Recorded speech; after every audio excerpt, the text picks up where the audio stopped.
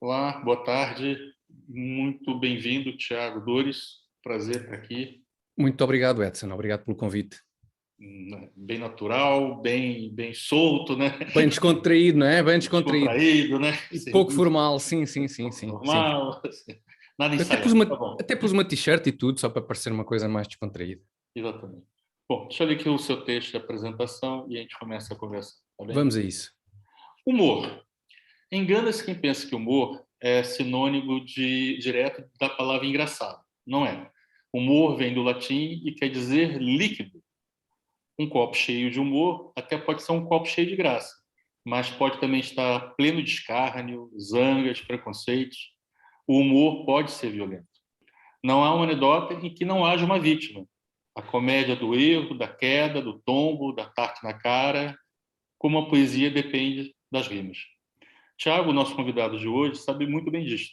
Sabe tanto que ganha a vida a escrever e a atuar em busca da graça, em busca de uma graça que o sorriso alheio e pode acontecer na plateia onde ele está ou nos leitores dos jornais que ele escreve.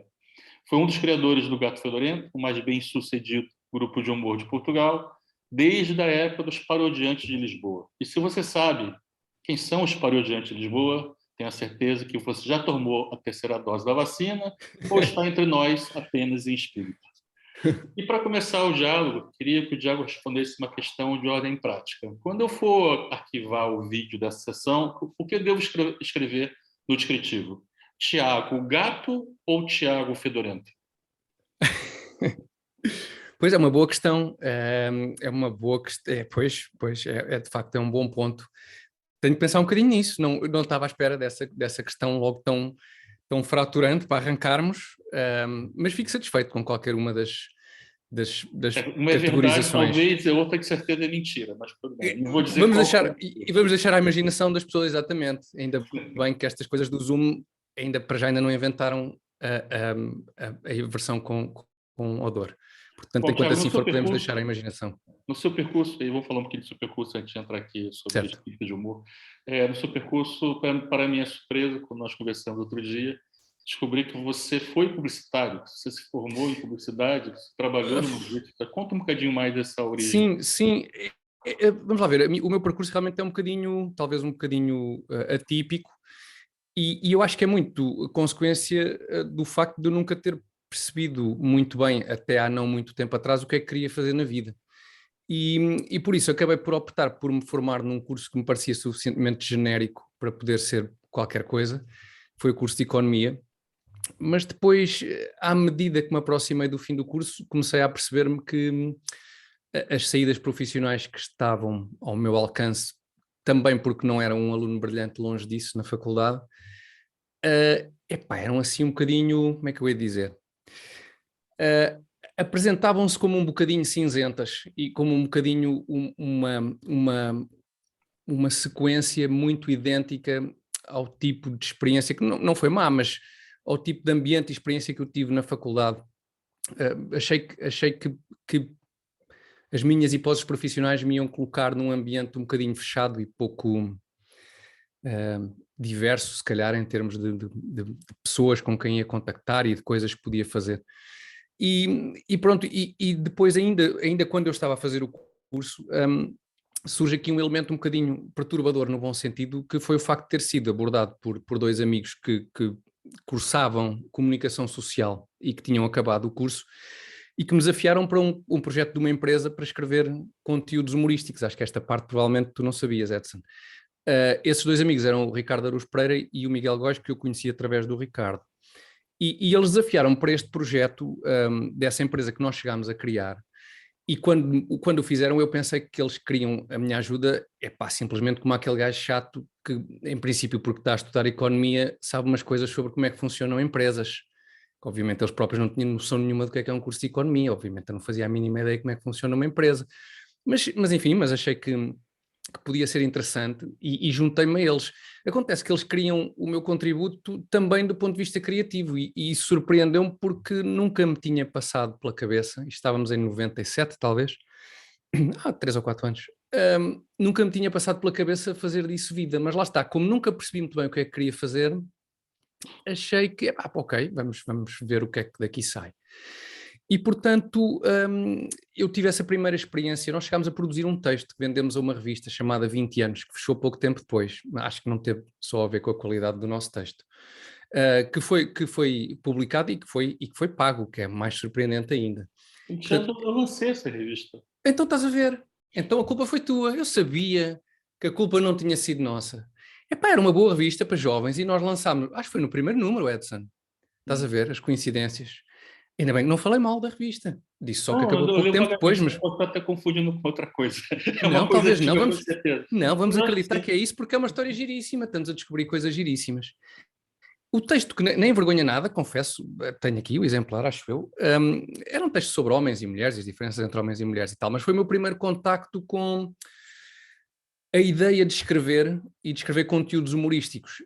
E a razão pela qual eu acho que isto fez o mínimo de sentido para mim, esta proposta do Ricardo e do Miguel na altura, é porque eu, pronto, conhecia o Ricardo desde sempre e sabia que o tipo de humor que nos interessava era idêntico e que partilhávamos muitas formas de ver o mundo, provavelmente, que têm uma perspectiva humorística, enfim, tem a ver eventualmente com o feitio das pessoas também, e portanto aceitei esse desafio.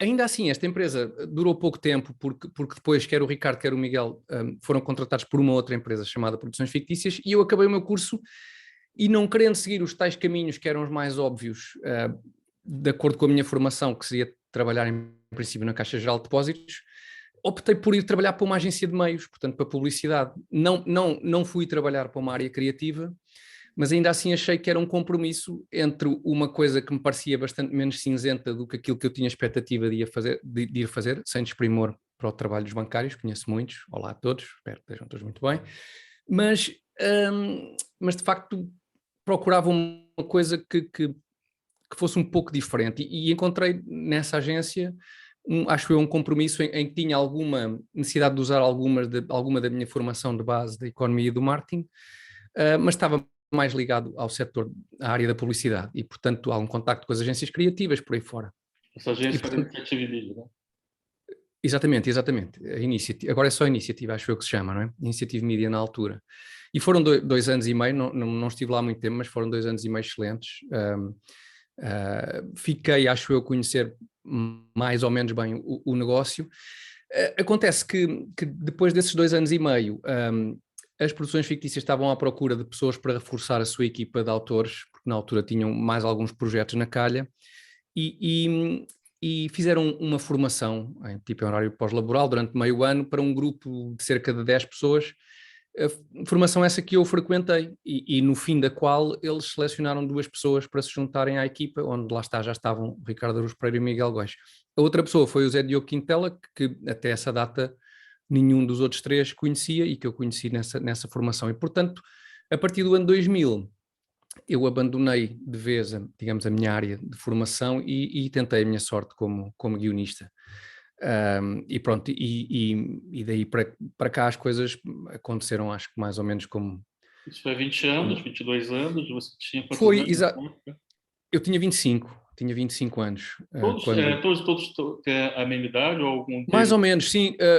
O Ricardo tem mais 1 ano do que eu, o Miguel tem mais 2 e o Zé tem menos 2. Portanto, o Gato Fedorento começa em 2003, quando eu teria 28, o Ricardo 29, o Miguel 30, o Zé 27, por aí, já não éramos propriamente uns jovens adultos, já éramos adultos, propriamente Primeiro vocês ditos. trabalharam juntos, certo, na produções, Exatamente, e sim. depois para formar o coletivo, né? Ou seja... Exatamente, nós começamos a trabalhar os 4, se não estou em erro, aliás, não estou em erro, de certeza, começamos a trabalhar logo em 2000 num programa que a Maria RUF viria a ter na SIC, o programa da Maria. Nós os 4 estávamos integrados exatamente numa equipa mais vasta e foi onde nós trabalhámos primeiro os 4 juntos. Posteriormente, só os 4, o primeiro projeto em que trabalhámos foi quando começámos a fazer os 4, porque o Ricardo e o Miguel já estavam nesse projeto, mas comigo e com o Zé também, as crónicas do Hermano José na rádio, na altura na Antena 1. E isso terá sido em 2001, 2002, por aí. Subsequentemente passámos a ser os 4 também a equipa que o Herman tinha para os programas de televisão, na altura o Herman SIC, e em 2003, naquela altura da explosão dos blogs, nós criámos um blog que era o Gato Fedorento, e é aí que o nome surge, mais ou menos em simultâneo com o Ricardo e o Zé começarem também a fazer stand-up comedy e terem um sketch na altura na SIC Radical. Na altura ainda só os dois. No Isto ainda em programa do 2003. Marco, né? No programa Exatamente, no Perfeita Normal, com o Alvin e com o Marco, exatamente. Isso terá decorrido durante 2013 e a certa altura eu e o Miguel deixámos as mariquices e decidimos ir também arriscar e fazer coisas para a televisão, convencidos pelo Ricardo e pelo Zé Diogo. Nós sabíamos que nós tínhamos vontade tínhamos algumas ideias que não cabiam naqueles projetos que fazíamos para as produções fictícias e tínhamos também alguma vontade de testar os nossos textos exatamente como queríamos que eles fossem representados, sim, mal representados por nós, mas queríamos experimentar fazer exatamente os nossos textos tal como os idealizávamos e escrevíamos. Isto porque, obviamente, trabalhar para outros atores implica sempre que o nosso trabalho, e para o Herman em particular, que é também um autor, obviamente que implicava sempre que o nosso trabalho passasse pelos olhos do Herman também, tivesse a perspectiva dele. A partir daí também há sempre a perspectiva de um realizador que não é alguém com quem nós trabalhamos muito diretamente, depois de um editor que também não é que também é responsável por uma parte importantíssima do percurso que nós não acompanhamos e, portanto, muitas vezes necessariamente o resultado final não é exatamente aquilo que nós achávamos que poderia ser. Portanto, tínhamos vontade de experimentar fazer os nossos textos.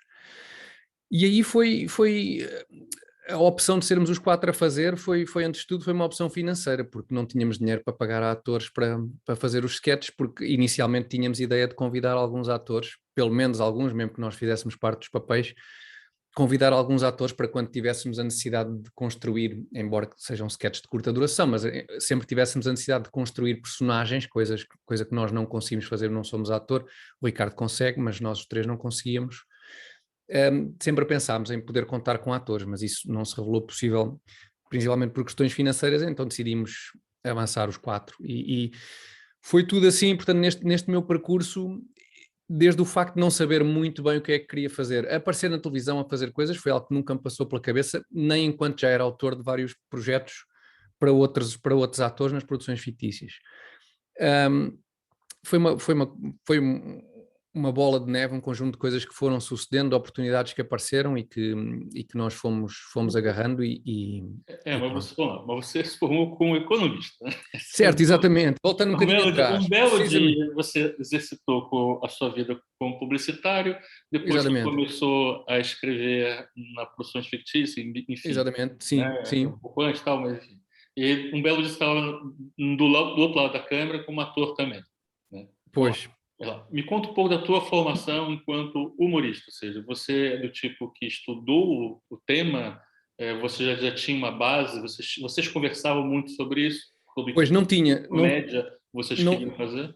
desculpa, não tinha nenhuma base, bem, para já uma base mais formal, na altura, pelo menos hoje em dia, não, confesso, não conheço a realidade, não existia essa formação específica, digamos, mesmo a escrita humorística na altura, ou escrita criativa, enfim, não era uma coisa há 22 anos atrás, o cenário era um bocadinho diferente daquele que existe hoje em dia, portanto eu não tenho nenhuma espécie de formação nesta área. Portanto, a minha formação foi uma coisa que eu fui fazendo por autorrecriação ao longo do tempo.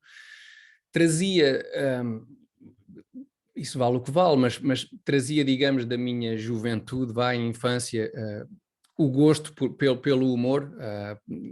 Eu cresci a ver os Monty Python, cresci a ver coisas do Woody Allen, porque em minha casa via-se muito esse tipo de coisas. E, portanto, quando eu falava há bocadinho também do facto de conhecer o Ricardo desde sempre, durante aqueles anos da nossa juventude, final da adolescência, partilhávamos muito também o gosto por esses tipos de conteúdos. Quando o Herman aparece na televisão em 83, 84, havia reuniões em casa dos meus pais com os amigos chegados para vermos o tal canal. Portanto, não havendo nenhuma formação, digamos assim, lá está, formal, havia esse gosto, mas de facto o que fui aprendendo on the job, em boa medida, e ao trabalhar em conjunto também com pessoas que já tinham mais experiência e integrado em equipas, lá está, com gente que já tinha alguns anos de escrita, nomeadamente de televisão, que fui tentando adquirir, enfim, um pouco do método, da técnica de escrever humor. E a partir daí, enfim, a partir daí tentei fazer o meu trabalho de casa, não é? Por autorrecriação, de conhecer um pouco mais enfim, do que é possível conhecer de técnicas de escrita e de técnica de escrita de humor, digamos assim. Vocês tinham alguém que realizava o Gato Fedorento? Ou seja, que dirigia sim. vocês enquanto atores? Nós tínhamos a equipa do Gato Fedorento na SIC Radical, consistia sim, um realizador que a SIC nos disponibilizava, um assistente de realização, uma câmara e um microfone, normalmente. Esse realizador, que é o Titónio Bernardo, ainda hoje trabalha no programa do Ricardo Araújo Pereira, foi uma pessoa que sempre teve muita abertura para trabalhar em conjunto connosco, ou seja, nunca foi A mesma geração, tipo, mais velho, mais novo? um pouco mais velho, mas com um espírito idêntico, e portanto sempre houve muito essa partilha, sempre foi uma pessoa totalmente disponível para nos permitir também ir entendendo um pouco melhor, porque o Miguel sempre achou que tinha umas ideias de realização e tinha. Portanto, a realização, e isso era importante para nós ter também algum controle sobre essa parte da produção, porque, embora do ponto de vista técnico muito específico nós efetivamente não saibamos de realização, eu não sei como é que se as câmaras estão a cruzar ou não estão, e preciso ter alguém que me explique se as câmaras estão bem colocadas, se a cena está bem iluminada ou não. Mas eu sei que quero este plano deste tipo a dizer isto, e ele tem que ficar calado 3 segundos neste plano fixo até passarmos para o plano seguinte. E é esse tipo de detalhe que principalmente na comédia é tão relevante, que às vezes se perdia um bocadinho quando os projetos não estavam totalmente do nosso lado, ou seja, nós não conseguíamos passar isso ao realizador, não estávamos no momento da realização para explicar, não, este plano tem que aguentar aqui mais 2 segundos, porque se revela logo... Os programas de humor só ficam engraçados a partir do terceiro, quarto ou quinto programa, que é quando se Se harmoniza afinam, os tempos exatamente, das coisas, ou exatamente, quando o exatamente. realizador fica cansado e deixa fazer os comediantes passam lá de volta. Precisamente, até se perceber quais têm que ser esses timings. E nós, nesse aspecto, tivemos muita sorte porque encontramos uma pessoa totalmente disponível para colaborar connosco, e depois também porque era um projeto tão, enfim, não era amador, mas era um projeto com tão poucos recursos que toda a ajuda era necessária, e portanto alguma ajuda que nós pudéssemos dar provavelmente nem sempre era mal-vinda.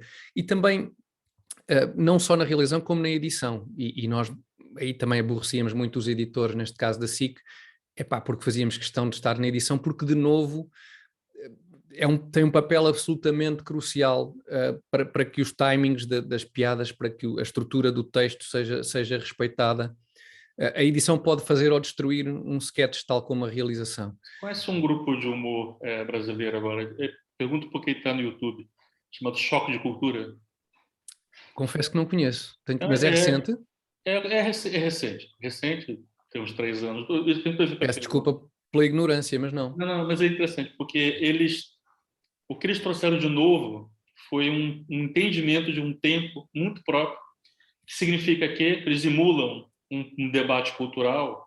Sim. Então, é um sketch só, na verdade, são vários programas, de até alguns anos, né? E que são 4 motoristas profissionais, né? Broncos, boçais, né? Discutindo cinema. Certo. Só que todo o humor vem da incapacidade do próprio câmara de saber os tempos certos. Então eles ficam muito regularmente pendurados. E isso é engraçado. Se você não tiver essa noção, e no início que você vê a primeira vez, você não acha muito engraçado. Parece esquisito, não é? Pois. Você já começa a saber o que vai acontecer, né? É o tempo. Ou seja, essa desconstrução também é uma construção humorística, digamos assim, não é? Lembra muito vocês, que eu estou falando, porque vocês tinham já um tempo muito parecido com esse desde o início. Pois, é possível. Os ritmos realmente isso tem muito que se lhe diga, porque eu lembro-me, por exemplo, a propósito de dizeres que é uma coisa que se estranha de início. Eu lembro-me, não sei se és fã, mas indiferentemente disso, do The Office, principalmente a versão inglesa, mais do que a americana, embora eu também goste muito da americana. Mas aquilo foi uma invenção de um novo formato, aquele mockumentary, não é? Aquele género de documentário humorístico, O digamos assim. próprio criador da série já tinha exercitado isso no cinema. Já, exatamente, exatamente. Da Best in Show, por exemplo, que acho que é o melhor filme dele. É Exatamente, muito... sim, é verdade. Mas aquele formato, eu lembro que na altura também provocava um bocadinho de estranheza, porque há precisamente ali uma noção de uns tempos que aquele tipo de contexto e de personagens precisa, que não é muito comum, que é constrangedor, e aquilo funciona muito por isso também. E essa linguagem que é específica àquele formato, é uma parte fundamental daquele ambiente, Porque às vezes eu tenho daquela linguagem dificuldade, humorística. nós publicitários temos dificuldade de explicar para os clientes, às vezes, né? Uhum. E comédia é tempo, né? E se Pois, você corta, pois, porque você tem a pressa do tempo, você não dá o pois é, tempo de respirar ali o que foi dito, exatamente, né? Não exatamente, será engraçado, né? Não exatamente. vai convencer as pessoas a não colocar logo o produto em cima.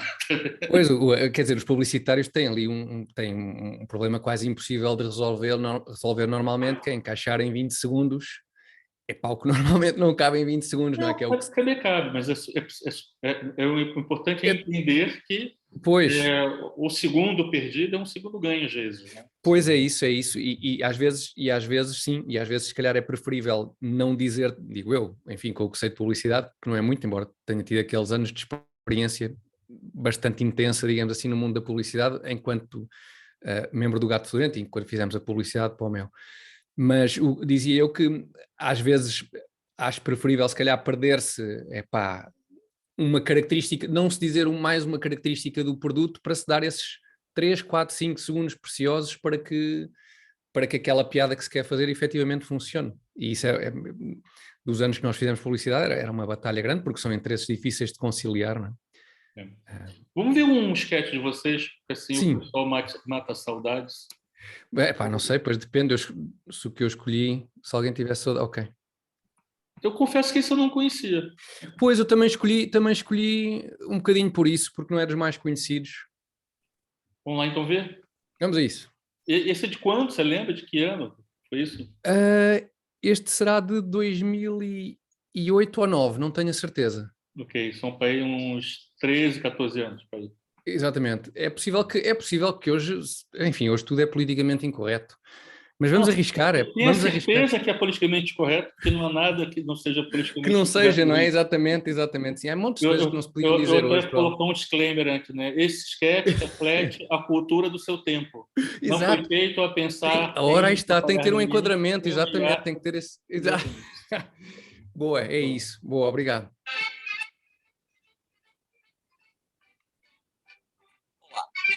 Hoje, a pedido do nosso espectador Manuel Lopes da Silva, temos connosco o indivíduo que é javardola, menos quando usa termos franceses. Tosé, quando é que se apercebeu que era um javardola, menos quando usa termos franceses? Epá, também vamos lá ter calma, porque eu não tenho a certeza que jabardola seja a palavra indicada para descrever aquilo que eu sou, mas enfim, tudo bem. Isso foi uma ocasião em que eu estava a comer uma gaja, epá, que era uma gaja muito gira, que era partenária de um indivíduo que era mágico. É. E o que é curioso é que o gajo é que era o mágico, mas eu é que fiz desaparecer a lingerie da gaja. É? E posso dizer mais, cheguei lá a arrancar o sutiã com os dentes, só para a gaja ter uma noção de quem é que era este menino que aqui está. Sim, senhor, Tosé. E quando é que isso se passou? Ora bem, isto é capaz de ter sido por alturas do Réveillon do ano passado. Já estávamos todos, epá, com uma cadela do caraças, porque estava tudo a embarcar champanhe. E então foi assim. Portanto, foi aí que se apercebeu. Não, ainda não foi aqui, porque aqui eu estava só a galar a gaja, mas estava a olhar para a gaja e a pensar, bem, não é tarde nem é cedo, eu vou-te juntar toda com shorty e vou-te comer, já aqui na Marquesa, como se tu fosses um croissant. Portanto, fizeram amor na Marquise. Não chegámos a fazer amor. Porquê? Porque a gaja levou-me para um parque de campismo, onde a gaja tinha uma rolota, e quando eu chego lá, vejo a avó dela, a fazer terrico, e eu penso, calma que a velha vai entrar também aqui nesta cobaiada, e disse, velha, deslarga lá isso que tu vais entrar aqui num menage à trois. E a velha, tudo bem. E é nessa altura que eu me apercebo, que padeço desta condição. O que me chateia mais não é isto em si, é o facto de eu não saber quais são os timings em que vou dizer. Estás a ver? Se eu tenho uma ideia mais ou menos, podia evitar, agora assim não consigo. Não faz ideia dos Timings, eu não tenho ideia. Se eu conseguisse, parem, resolvi esta questão. E digo mais, eu só topo. Quando malta amiga me dá algum feedback daquilo que eu estou a fazer. Feedback sobre os timings. O Tosé é bichana quando usa termos ingleses. Bichana, isto do francês, tudo bem, já te que tenho. Agora o do inglês não me lixe, isso é a coisa mais estúpida que eu já ouvi na minha vida. Ok? Tosé, Que tipo de cuecas é que usa? Cuecas? Eu gosto de andar com a salada a badalar. Maneiras que normalmente opto por umas boxers. E Tosé, eu agora aqui não me lembro. Com quem é que o Benfica jogou a final da Taça dos Campeões de 1968, sabe? Nem me falas nisso, perdemos com o Manchester United. Foi uma chatice. Foi uma chatice por causa daquele ponto de lança lá do careca que os gajos tinham. Como é que ele se chamava? Bobby Charlton. Tinha um irmão, como é que se chamava? Jackie Charlton. Era isto. Pois, Você escolheu esse especificamente? Você escreveu esse sketch? Foi escrito em conjunto. A ideia original foi minha, porque nasce uma constatação provavelmente parva, mas que sempre me pareceu que era difícil. Quando fala inglês, é isso? Não é assim tão autobiográfica. Podia ser, mas não é assim tão autobiográfica. Não, sempre me pareceu que o francês é uma língua que não se presta, que tem que ser falada assim, de forma fina. E este sketch eu também escolhi porque é um bocadinho, nós falávamos sobre isso no outro dia, Edson, como às vezes escrever comédia é um bocadinho um puzzle.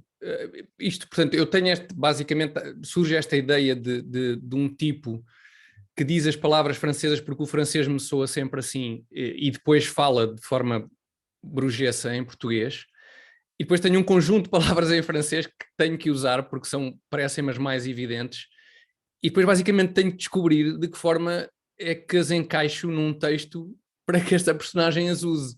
Portanto, basicamente é construir uma história em torno destas palavras para que elas possam ser usadas e isto faça, enfim, um mínimo de sentido, seja uma história, digamos assim.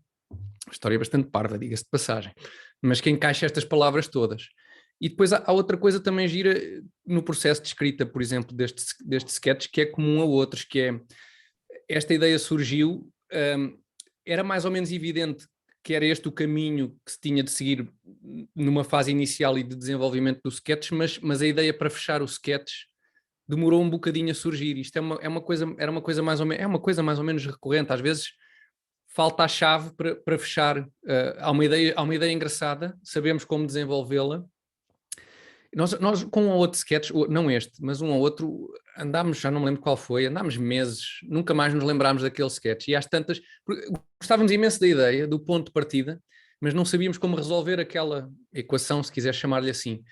E passados imensos meses alguém se lembrou de uma forma de resolver o sketch. E aqui também foi um bocadinho isso, quer dizer, como é que se parte disto, como é que se fecha isto, qual é a conclusão disto? E pronto, e acaba por surgir esta ideia para fechar com a questão das palavras em inglês, que aqui já não me lembro quem foi a ideia, mas minha não foi.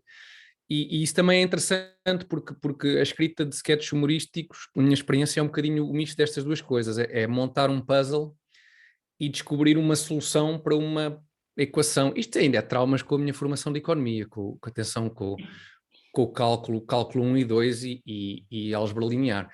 Mas é um bocadinho isto, às vezes há uma ideia ou há algumas ideias soltas e é preciso descobrir como encaixar essas peças do puzzle para a coisa ter alguma lógica, alguma coerência, princípio, meio e fim, digamos assim. Mas vocês, enquanto o humor que vocês fizeram durante boa parte do tempo, quase que dava para colocar em meia dúzia de caixinhas, e eu vejo isso como uma qualidade, na verdade, né? Você tinha um lado, por exemplo, que nesse aqui é bem característico, que é o humor sobre a linguagem, né? Sem dúvida, eu diria que se calhar dá quase todos para pôr nessa caixa. Seja, né? Exatamente. Vamos discutir em volta de por que para falar francês a pessoa fica de um jeito e se calhar pode ambicionar se falar inglês. Né? Sim, exatamente. Não, eu acho que essa é a grande caixa dos sketches do Gato Fedorento. Eu acho que não cabem lá todos, mas pá, uma parte muito significativa deles cabem nessa categoria. Nesse caso específico, ainda vem mais um outro, que é o humor de personagem, mas o humor de personagem, né, que é o Gajo Fama, né, que ele é, é o humor de crônica, de costumes, né? Sim, sim, um bocadinho, É a e velhota que ela é maledicente, é o sim, fulano que é de Alfama, que é o que dá um pouco a Portugalidade, né? Que traz essa... pois, Isso não é sim. Monty Python, é vocês, né? Sim, sim, quer dizer, acho que sim, não é pá, tudo o que seja referir Monty Python e Gato Fedorento na mesma frase é um bocadinho, é audaz, mas eu agradeço-te imenso, eu não o faria, mas, mas, mas Alguém tem sim, que fazer, né? Alguém tem que fazer. obrigado, como tínhamos combinado, Edson, boa. Mas sim, acho que é um bocadinho isso, lá está, este é um daqueles casos em que esta personagem, para funcionar, isto só podia ser o Ricardo a fazer, e é por isso que ele o faz, porque faz isto muito bem, e pronto, e esse contraste de facto acho que acaba por resultar bem e a linguagem é de facto a base também deste sketch. Há imensos que poderiam ser colocados, como tu Eu disseste. vou passar aqui mais um que você não mandou para mim, Ok. mas eu queria um com você como ator, né? Epá, pois esses são os melhores, por amor de Deus. Aí eu gostei meio a esmo, né? Um que eu não Não sei- conhecia também. Então vai ser ótimo, de certeza. Não, você não vai fugir. Boa. Eu tô Não garanto, falando sabes que aqui. a rede às vezes aqui em casa tem havido imensos problemas com isto da Vodafone e não sei o quê. Ah, tá bem, tá bem. Vamos lá. Vamos ver, pode ser que isto aguente. Vamos ver, só mais um minuto. Está.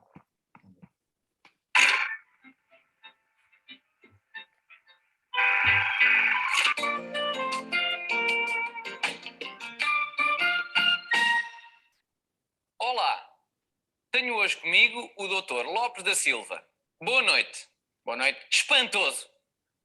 Para quem não conhece, se é que ainda há alguém, o Dr. Lopes da Silva é um formidável linguista, capaz de se expressar na perfeição sobre qualquer assunto, utilizando apenas as palavras noite, boa, estupefacientes, outubro, Rasputin e claridade.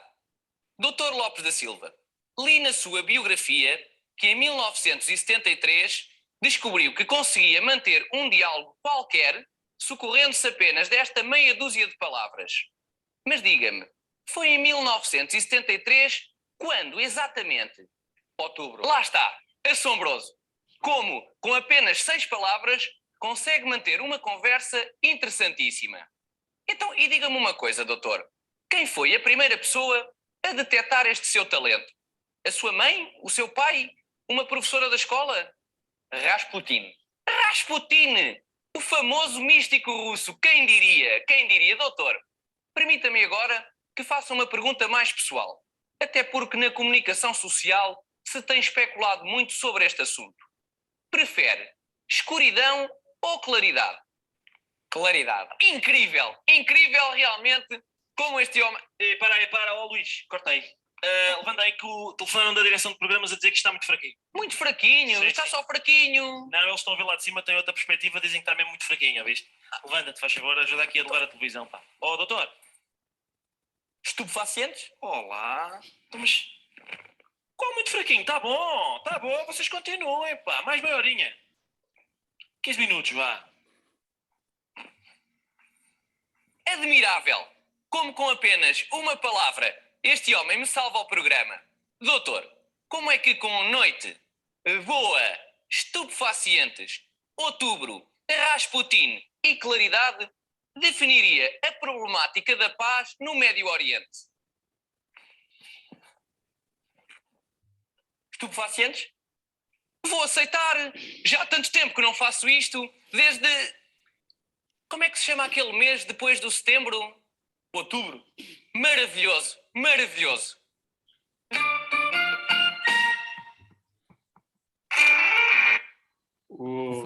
Arranjas sempre forma de embaraçar os teus convidados, é?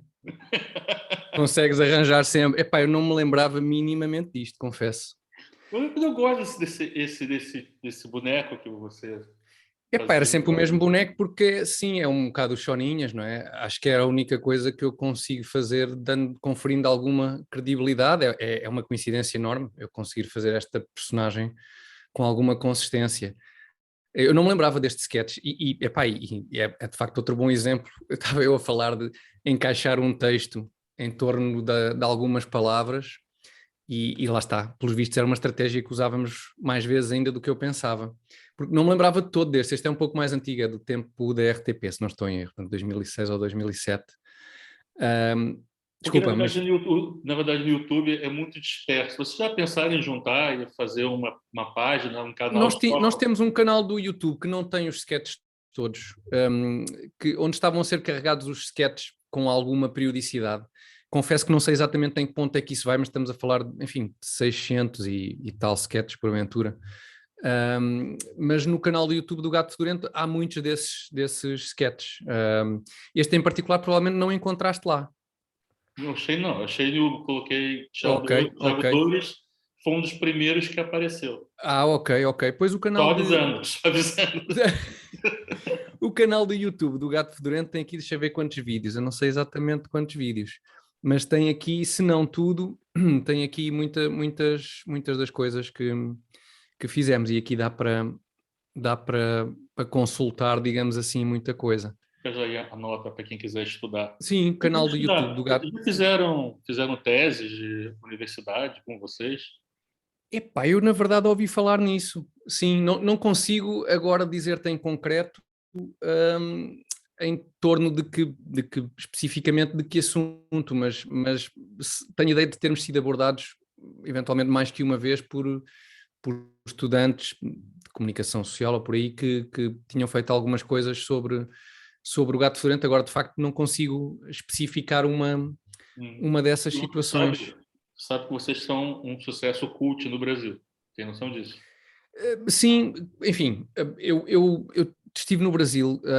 O Ricardo Aruz Pereira foi já há uns bons anos também, mas já depois do nosso último programa ao Brasil, fazer um espetáculo de stand-up. Eu estive lá com ele uns dias também e de facto ali em São Paulo e nessas circunstâncias, enfim, apercebemos-nos que de facto havia mais gente a seguir-nos no Brasil do que Foi desde, acho eu tínhamos. desde o início do YouTube. Desde o início do YouTube.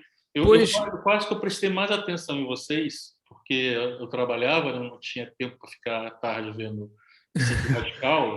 exato. A Era sério, pouco não era provável que a fosse. tua rotina não era essa? Exatamente. Ok. As primeiras borbulhas ia ver a SIC Radical. Exatamente. E depois com o nome ainda, Gato Fedorento, eu não entendi nada, sabe? Até eu É, percebi que, Smelly Cat, Friends, mas nem é pá, Friends. sim, pois é um bocadinho rebuscado, é um bocadinho. Muito longe. Sim, Muito longe. Aí eu fui no Brasil e quando o YouTube tinha pouco conteúdo no YouTube no início, tinha pouco, pois. vazou coisas de vocês, né? Então É, começou a ser muito visto entre publicitários brasileiros. pois, eu acredito, sim, Um dos publicitários considerado um dos melhores do Brasil, já sim, aposentou agora, que é o Marcelo Serpa, foi uma das primeiras pessoas que falou comigo incrível. sobre vocês. Deu-se a coincidência, que para nós foi muito proveitosa, de nós termos começado a fazer isto na exata altura, se não estou em erro, em que o YouTube arranca. Em que arranca em força, estamos a falar de início de 2004.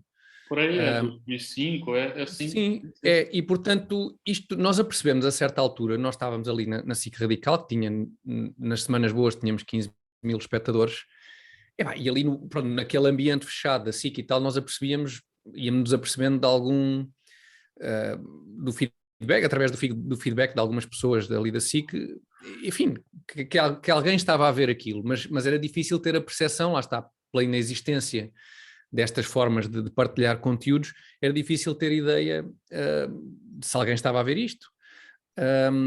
Nós só nos apercebemos do impacto, enfim, começámos a perceber que havia muitos mails a serem trocados com sketches. E às tantas, no final de 2004, quando lançamos, penso que no final de 2004, sim, quando lançamos o primeiro DVD, o DVD da primeira série, é que nos apercebemos, espera lá, isto não são as 15 mil pessoas e aquilo o DVD vende 50 ou 60 mil exemplares, é que nós percebemos, calma, isto não são os espectadores da SIC Radical, isto, lá está, vazou aí por outros sítios quaisquer, porque há muito mais gente a ver isto do que nós imaginámos. Mas até essa altura, e também porque estávamos um bocado atarefados com o trabalho, não nos apercebemos muito dessa dinâmica. E pronto, isso foi uma coincidência interessante e que nos favoreceu muito também. Vamos ver aqui o trabalho, um pedacinho, né, do trabalho que vocês fizeram para a Mel. Foram Sim, quantos anos olha, nós fizemos, foi de meados de 2006 até ao final de 2014, eu acho que faz 8 anos e meio, será, por aí? Aí? Fizemos uma fase inicial em que ainda não existia o Mel sequer, portanto é quando a PT se separa, creio que a PT Multimédia sai, creio que foi esse na altura o movimento, digamos assim, e depois nós ficámos na área da PT, que não tinha na altura um serviço por cabo, e que depois lança, já não sei exatamente em que ano, lança o Mel, nós fazemos esse lançamento e pronto, e depois ficámos até ao final de 2014. Fizeram quantos spots, tem noção? Epá, eu gostava de saber, mas não sei, mas eu arrisco que foram, epá, durante 8 anos, a 12 campanhas por ano, a 3 ou 4 spots por campanha, foram muitas dezenas de spots. Era um emprego, na verdade, então. Era um emprego, sim, sem dúvida nenhuma. Nós chegávamos a fazer 3, 4, 5, eventualmente, filmes por campanha. E depois, enfim, éramos chamados também a intervir um pouco na parte criativa dos scripts e tal, e portanto sem dúvida, foi um projeto em que estivemos mesmo muito envolvidos e que nos deu muito gosto fazer. Vamos assistir só um trechinho do que você Certo. de um projeto especial que você... Fala um pouquinho desse projeto especial antes eu... Sim, portanto, esse projeto já foi um bocadinho mais para o fim da nossa participação com o Mel. A certa altura, a PT e a agência criativa quiseram apresentar um formato diferente da publicidade do Mel. Então decidiu-se fazer uma série, um bocadinho em termos de ambiente, um bocadinho inspirada lá, está no The Office, uma série com episódios relativamente longos, de cerca de meia hora, dentro da qual depois havia pequenos momentos publicitários dos quais dava para fazer uma espécie de um spin-off para os meios tradicionais, digamos assim, para os spots de televisão, de rádio, por aí fora. Mas, portanto, todos esses momentos publicitários existiam dentro de uns episódios de uma série, ela mesma publicitária e eventualmente humorística. E, portanto, durante esses 2 anos fomos nós que escrevemos essa série que se chamava Fora da Box, por causa da questão da box, da televisão e por aí fora. E é um elenco, um grande elenco. Pois é, sem dúvida. Nós fizemos questão que o Rui Unas fosse essa personagem. Foi o único ponto em que fomos absolutamente intransigentes, e eu acho que eu tive, desculpa só dizer, eu agora também preparado ter aqui mais coisas para te dizer, revi alguns momentos e realmente é bestial. O Rui Unas faz isto mesmo muito bem e acho que não envergonha. A nós também, a ele não envergonha de certeza, a nós 4 também não envergonha propriamente este trabalho. Vamos ver assim então. Boa. Vamos então, sem mais demoras, ver e visionar o melhor anúncio de todos os tempos.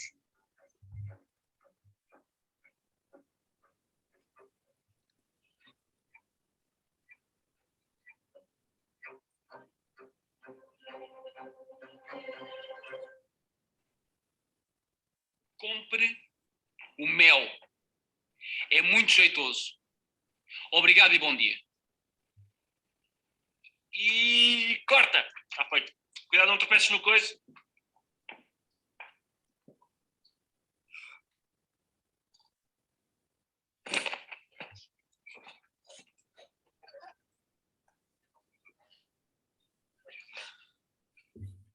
O que é que acharam? O que eu achei... Exato, essa é a pergunta, exatamente. Essa é basicamente a solução para toda a publicidade, né? Pois, exatamente, isto foi a nossa forma de gozar um bocadinho com os publicitários. Estávamos mortinhos, nós estávamos sempre a dizer, pá, façam um anúncio que diga, é pá, compra este produto porque é bom, pronto, é pá, ponto final. E depois tivemos a oportunidade de fazer neste contexto. Tinha um redator que trabalhou conosco na FCB, já tem uns anos, já tem mais de 20 anos, enfim. E que ele, qualquer que fosse o brief, eu mandava para ele mandava um monte de títulos para escolher, né? E no meio vinha sempre um, que era, eventualmente era compre porque é bom. Ele achava Exatamente. imensa graça nisso, eu nunca provava. E ele mandava outra vez, assim, não, é muito irônico. Não, isso é apenas ruim. Isso foi a nossa guerra durante anos, quando nos apanhámos com a possibilidade de escrever isto. Isto é logo o primeiro episódio, para dar um bocadinho de contexto. A história disto vai a este escritório da Mel, onde pelo qual o Rui Unas é o responsável, é uma espécie de diretor desse escritório, e contrata-nos a nós, supostamente como génios criativos. O superior do Rui Unas contrata-nos a nós como supostos génios criativos para fazermos as campanhas publicitárias. Pronto, e ele é confrontado com as estupidezes sistemáticas que nós fazemos. E esta é a primeira, e foi precisamente, nós fizemos questão, a primeira coisa que vamos fazer é o anúncio, é o anúncio que nós sempre quisemos fazer durante este tempo todo. É um anúncio, o produto é bom, ponto final. Depois isto tem ali mais uma coisa, que é aquela questão do Ricardo dizer, cuidado, não tropeços no coiso, isto depois tem um desenvolvimento na história também. Mas sim, isto foi um bocadinho o nosso piscar de olho, ao mundo dos publicitários. E o cliente entendeu, né? Pelo jeito, né? Sim, acho que toda a gente entendeu, enfim, também porque o episódio depois tinha mais tempo e havia tempo para fazer outros anúncios como deve ser depois para irem para a televisão. Tá Por isso passou este conteúdo, eu não me lembro, eu acho que isto não deu um anúncio de televisão, por exemplo, acho que isto ficou só mesmo assim. Mas poderia ter dado, enfim. Pois, mas pelo menos nós tirámos do sistema e ficámos mais descansados e conseguimos concretizar essa ideia. Olha, a gente está entrando aqui já para a parte final aqui da conversa. Certo. Eu vou agora permitir que todos Alô? Ok. Então, não sei se agora vocês podem, quem quiser fazer pergunta, avisa aí, alguém tem.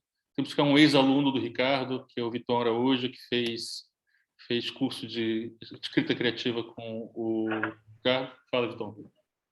Sim, apesar de ser um grande professor, eu não aprendi nada de jeito, mas é só um demérito do professor, na verdade. O Ricardo não, é do aluno. Você sabe aprender, eu não soube ensinar. Demérito do aluno, com certeza. O Ricardo e o Gato Fiorento e o Thiago tem todo o mérito. Thiago, assim como fã e como quem acompanha o trabalho desde que conheci, sendo brasileiro, queria saber um pouco do vosso processo criativo, assim, tem aquela coisa, tipo, que a gente imagina, né? Aquela mesa, cada um traz traz um tema, o Thiago, e o Ricardo escreve, como é que essa dinâmica, ou era a vossa dinâmica, ou é ainda enquanto grupo, na criação dos textos, né? Foi um pouquinho disso. Acho que o Thiago está assim... Desculpa, Thiago, aqui, tratando, ao mexer aqui no botão, você tem que desmutar outra vez. Não faz mal, perfeito. Então, é mesmo isso, Vítor, o processo era mesmo esse. Foram muito raros os textos do Gato Fedorento que chegaram aos quatro, ao grupo, digamos assim, à nossa reunião de brainstorm, que chegaram fechados, que chegaram terminados. A esmagadora maioria do trabalho que nós fizemos é precisamente isso, era um trabalho a 8 mãos, eram ideias lançadas em brainstorm para todos. Alguém tem uma ideia para um arranque de um sketch, alguém tem uma ideia para fechar esse sketch e pelo meio há 50 versões diferentes e era esse trabalho moroso, mas muito produtivo, de ter 4 pessoas concentradas a pensar na mesma coisa ao mesmo tempo, que eu acho que quando a dinâmica funciona bem, produz sempre melhores resultados do que se uma pessoa estiver a trabalhar sozinha ou em dupla. Porque há muito mais, há obviamente muito mais pedra para partir, mas há também uma dinâmica muito maior que idealmente e normalmente, diria eu, gera ideias melhores. E portanto o método era precisamente esse. Quer partíssemos do zero, num dia em que ninguém tinha nenhuma ideia para arrancar, quer cada um de nós trouxesse 4 ou 5 ideias de casa, elas passavam sempre por esse processo de escrita conjunta, de troca de ideias conjunta e de fecho, digamos assim, dos sketches em conjunto, tendo havido alguns casos em que de facto eles estavam, em que alguém tem uma ideia e desenvolve um sketch e ele fica praticamente fechado e mais ninguém tem nada a acrescentar. Era pacífico esse brainstorm ou era... Era totalmente pacífico. Não, de todo. Eu acho que isso não teria sido... Se houvesse egos demasiado conflituantes, não teria... A gente teve cá o João Vicente, que é de Castro, do Porto dos Fundos, Sim. E alguém perguntou algo para ele, ele respondeu, Sim. e se brigavam o dia todo. Todos Pois, o dia todo. um brigar mais literal, não é? Eu acho que, atenção, eu acho que depende muito da dinâmica que se gera entre as pessoas, não é? Portanto, não quer dizer, essa dinâmica pode ser tão ou mais produtiva do que uma em que as coisas fluem, digamos assim, mais facilmente sem atingirem esse grau de confrontação, e o nosso caso era mais esse. Acho que todos tínhamos muita facilidade em largar uma ideia que não parecesse boa aos outros e em aceitar que não era esse o caminho a seguir.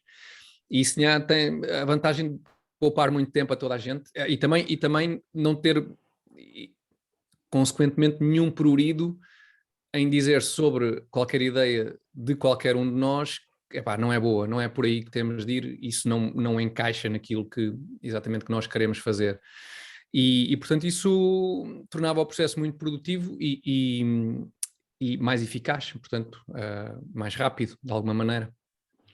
Alguém quer mais uma? Eu não sei se respondi, eu espero ter respondido à questão do Vítor. Respondeu sim, obrigado. Boa, Vítor, obrigado. Viton, a culpa não é sua. Chama-se Viton, mas a culpa não é sua. Já não corrijo mais, eu aceito. Peço desculpa, Viton, peço desculpa. Mal. Agora vi o nome e peço desculpa. Okay. Não faz mal. Mas alguém tem, eu tenho umas 3 perguntinhas a fazer para o Thiago. Alguém tem mais alguma pergunta?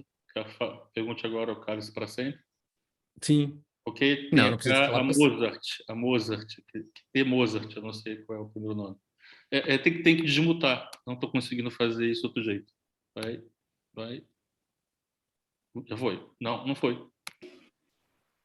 Ainda não? Foi. Diz. Boa tarde a todos. Obrigada, Tiago, pela intervenção. Eu trabalho num mundo fascinante dos seguros.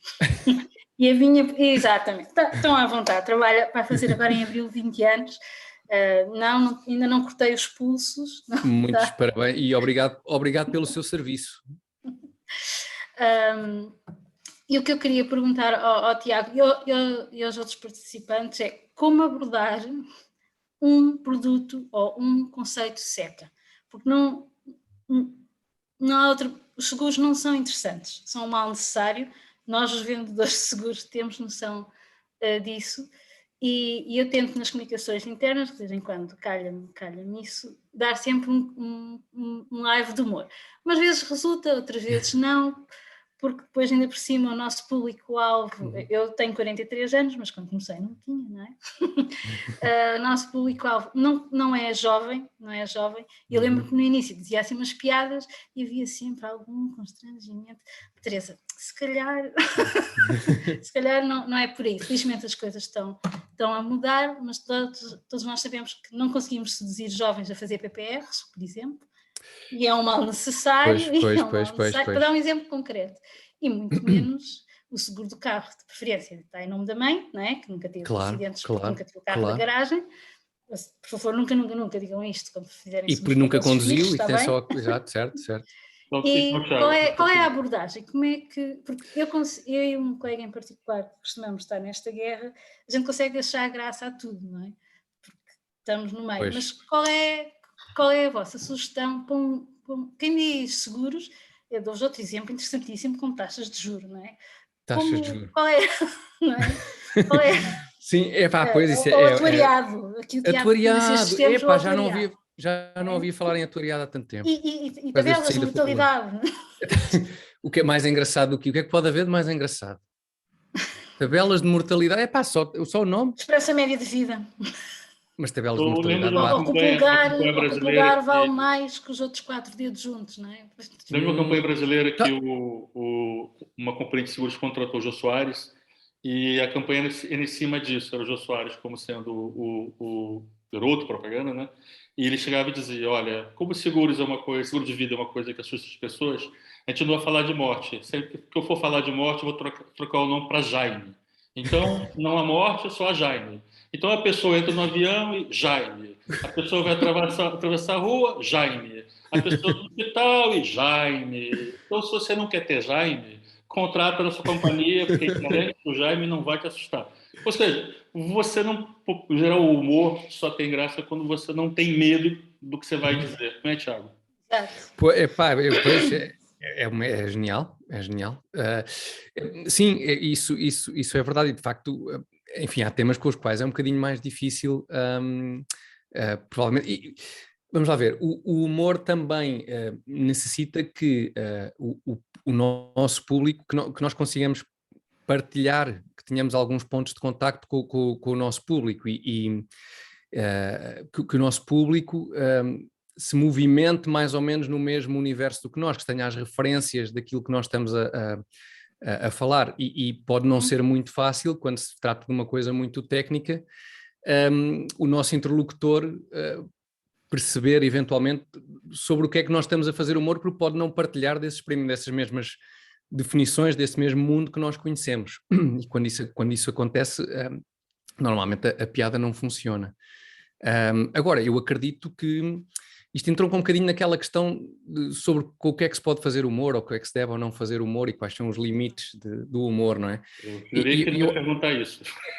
Ok. Eu não ia perguntar, você pode responder. Não, okay, pronto, é que eu tinha aqui um ponto de encontro um bocadinho com isso, e a resposta, não vou adiantar tudo, mas a resposta é que à partida não tem que haver nenhum limite para o humor, quer dizer, tem de haver tanto limite para o humor como para a liberdade de expressão, e eu acho que para a liberdade de expressão não tem que haver nenhum limite não tem que haver nenhum limite para a liberdade de expressão, consequentemente não tem que haver nenhum limite para o humor. O humor é uma forma de expressão e por isso pode lidar com qualquer assunto, como qualquer outro género de linguagem, digamos assim.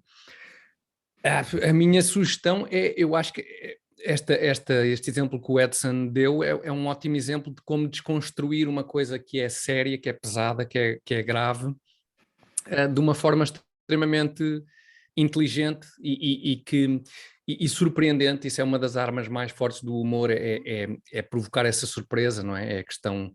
Este exemplo que tu deste, Edson, é um exemplo refinado da velhinha que vai na rua, tropeça e cai, não é? E supostamente as pessoas se riem, mas há mesmo esse fator surpresa, e eu acho que é um bocadinho por aí, é um bocadinho tentar trazer esse universo sério e grave para um contexto um pouco mais leve, mais descontraído. E eu, pela breve conversa que tivemos, como é que se chama a nossa espectadora? Desculpe. Teresa Moça. Teresa, eu acho que a Teresa parece-me ter o perfil indicado pela forma como pôs a questão e pela boa disposição que demonstra para conseguir quebrar essa barreira de abordar um tema difícil de uma forma ligeira. A questão é às vezes mais perceber se o nosso interlocutor talvez primeiro perceber se o nosso interlocutor está no mesmo campo de análise do que nós, digamos assim. Isso pode ser importante, porque à partida, provavelmente uma pessoa que a Teresa interpela para tratar destes assuntos não está à espera, se calhar, desse registro, não está. Eu se calhar aconselhava experimentar isso, experimentar uma abordagem mais humorística com clientes com quem esteja um pouco mais à vontade e ir, digamos, ensaiando um bocadinho por aí, se calhar, quais são, porque disse-me imensas coisas engraçadas, tipo essa questão do carro está em nome da mãe e a mãe tirou a carta e nunca mais conduziu, ou só tirou a carta para poder fazer seguros em nome do filho. Epá, isso é um ótimo caminho humorístico para referir, para falar com as pessoas. Eu acho que é exatamente isso. É importante, se calhar, tentar perceber se o nosso interlocutor está no mesmo registro do que nós, digamos assim. Exatamente, sim. Isso é importante. Porque senão... a minha dificuldade, quando é o cliente interno, ainda vá que não vá, e conhecem-me, aliás... Partilham a mesma linguagem, sabem do que é que estão a falar. Quando eu escrevo o mail, toda a gente sabe foi a Teresa Mozart que escreveu. Portanto, a questão... Só que eu acho que ao fim de 20 anos a trabalhar em seguros, pois, preciso mudar aqui diferente, qualquer coisa. É? Eu queria saber sugestão que me dava nesse sentido. A questão da escrita, o mail, enfim, permite uma forma de escrita mais longa, que é melhor do que uma mensagem, digamos assim, de telemóvel. O problema da escrita às vezes é, quando a mensagem é muito curta, é necessariamente muito curta, é não ser capaz de transmitir o tom, às vezes, do que se está a dizer. É muito difícil passar ironia, às vezes, com uma mensagem de 100 caracteres ou 50, claro. E é arriscado. Por isso eu aconselhava a tentar ensaiar algumas abordagens pessoalmente, e se calhar perceber dentro das pessoas com quem lida, junto das quais é que essa abordagem funciona melhor. Sim. Agora, o humor nos seguros para mim é perfeito, porque eu realmente acho que também é um terreno difícil e complicado, e que as pessoas abordam com um bocadinho de renitência porque é complicado e porque tem muito detalhe e muita cláusula e muito, não é? E muitas exclusões e depois... A linguagem não é? muito hermética. Pois, exatamente, sim. As exclusões é uma má fama que nós temos. Está a ver. Não, exclusões é ótimo. Consultório humorístico aqui do Sim, Thiago. exatamente, sim. Não, Temos que mas fazer uma é- sessão mas só sim. especificamente sobre seguros, com ideias para seguros. Beleza. Bom, Não percebi a primeira parte, desculpa. Temos que fazer uma sessão especificamente só sobre humor Exatamente. para seguros. exatamente. Vamos fazer Tá aqui. bem. Um workship. Olha, Vou pensar um bocadinho nisso. por mim, Aguarda a Continua. convocatória, está bem? Não há bastante Obrigado. mais tempo, mas a gente já ultrapassamos 20 minutos aqui do desculpa. Ah, peço desculpa. Não, que isso. Eu é que Pensava falo- que terminava às 3. Pensava que terminava às 3. Não, eu é que não, falo. não, Tranquilo. Minha mulher está sempre a Não. mandar vir que eu falo demais. Não, que isso. Olha, queria agradecer a tua presença aqui, Thiago. Obrigado, Edson. Dizer que, sem também cometer nenhuma inconfidência, que a gente está tentando trabalhar aqui num projeto conjunto. Exatamente. E, quem sabe a gente consegue avançar com as coisas. Então, Espero que sim, gostava muito. coisas engraçadas podem vir por aí. Vou fazer aquela pergunta que... Antes de fazer a pergunta, uma anedota absolutamente curta e pesada, né? Ok. Você conhece aquela, o que você precisa para reunir os Beatles? A resposta é 2 balas. A pergunta é, o que a gente precisa para reunir os 4 gatos 4 balas? Epá, eu gostava de acreditar que não. Eu estava a pensar numa resposta um bocado mais rebuscada, tipo aquelas flatliners, trazer de volta, mas isso realmente muito mais gira essa resposta. Essa pergunta quando começou eram 3 balas. Pois é, diminuindo o número de balas. Cada vez fica mais simples, não é? Exatamente. Não sei, epá, não sei dizer. Essa possibilidade não está num horizonte, pelo menos assim muito evidente, mas nunca se sabe, enfim, nunca se sabe. Talvez o John Cleese a certa altura fez uma digressão que foi da Alimony Tour, quando precisou de pagar uma pensão de alimentos, supostamente. Espero que não seja o caso, mas pode ser que haja alguma dessas imponderáveis da vida que obrigue que obriga que isso aconteça, mas para já não há essa perspectiva. Com certeza que vão fazer vários coliseus pelo Portugal afora e vão ficar milionários como se não tivessem ficado até agora. Deixa-me sonhar. Tá bom. Olha, muito obrigado. Obrigado vou só fazer aqui uma coisa que nós fazemos sempre no final, que é bater palmas para os convidados. Muito obrigado, eu agradeço imenso. Muito obrigado pelo convite, Edson. Foi muito bom. Boa conversa. Muito obrigado. Agradeço imenso. Um grande abraço. Obrigado.